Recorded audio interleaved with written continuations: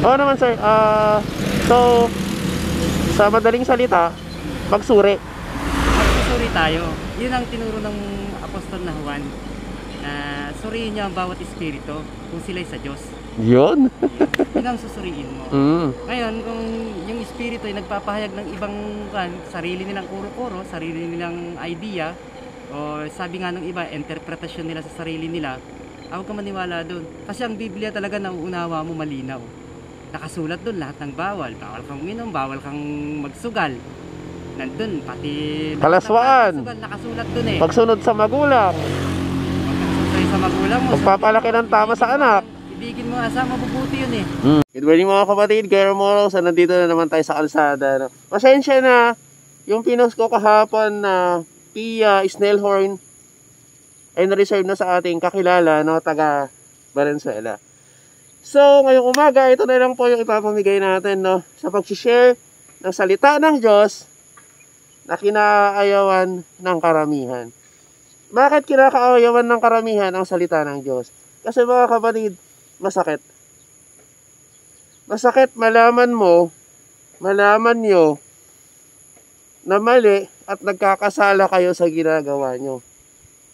Pati ako, ang sakit. Kasi nararamdaman ko sapul ako sa ginagawa ko eh. Pero, ito yung sinasabing gawin natin.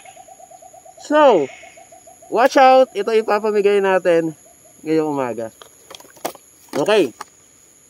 CT100 ng Badya. Brake pad. Ilan to? Isa.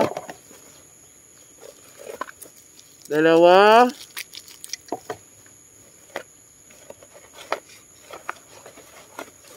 Tatlo.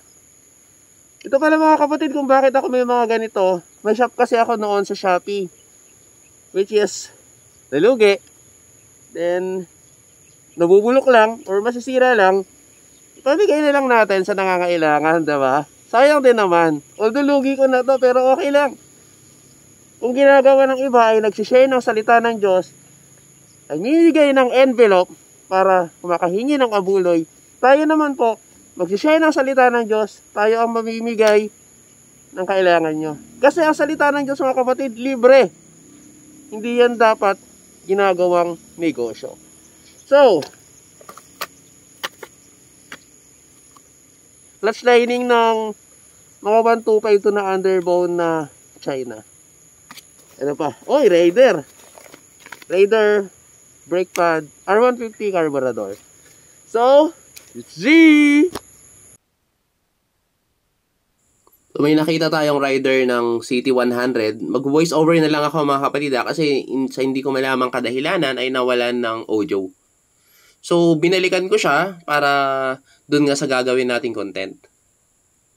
So, sad to say nawalan ng audio. Ang galing. Sayang. Pero, subukan ko na lang i-voice over kung ano yung mga napag-usapan. So, ayan. Malapit na po ako sa kanya. Nakakataba ng puso kasi naka-helmet siya. Although, sa tingin ko, tagala dito lang din sa aming probinsya. So, ito yung lalapitan ko na siya mga kapatid, no? Para sabihin sa kanya na naka-video siya at magko-content nga tayo regarding sa salita ng Diyos. So, ayan. Tinatanong ko siya kung it's okay na mag-share or magpabasa sa kanya ng salita ng Diyos in exchange dun sa ibibigay natin na brake shoe ng CT100. Kasi mga kapatid, kung nakikita nyo, yung kanyang motor ay isang CT100. So, napaka-importante na sasabihin natin kaagad kung ano yung gagawin natin. So, yan, iaabot na natin sa kanya yung brake shoe ng CT100 in exchange dun sa sasabihin niyang or babasahin niyang Bible verse na ipapabasa natin. So, ayan mga kapatid, panoorin lang natin. Sayang. Ang galing. Ang dami niyang sinabi na nakakabuti sa mga manunood at makakarinig. So, ito yung kanyang babasahin mga kapatid. Isuot nyo bilang helmet ang tinanggap ninyong kaligtasan at gamitin nyo bilang espada ang salita ng Diyos na kaloob ng banal na espiritu. At mananalangin kayo sa lahat ng oras sa tulong ng banal na espiritu. Ipanalangin nyo ang lahat ng dapat ipanalangin. Huwag kayong magpabaya. Patuloy kayong manalangin lalo na para sa lahat ng mga pinabanal.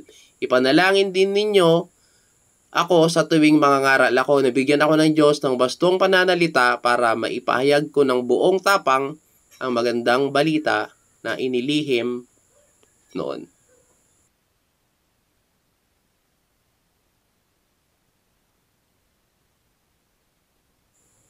So ayun mga kapatid, ang galing ng taong to. Taga dito lang din naman sa aming probinsya. So nabanggit niya nga ang pinakamatalinong nilalang na nilikha daw ng Diyos ay si Haring Solomon.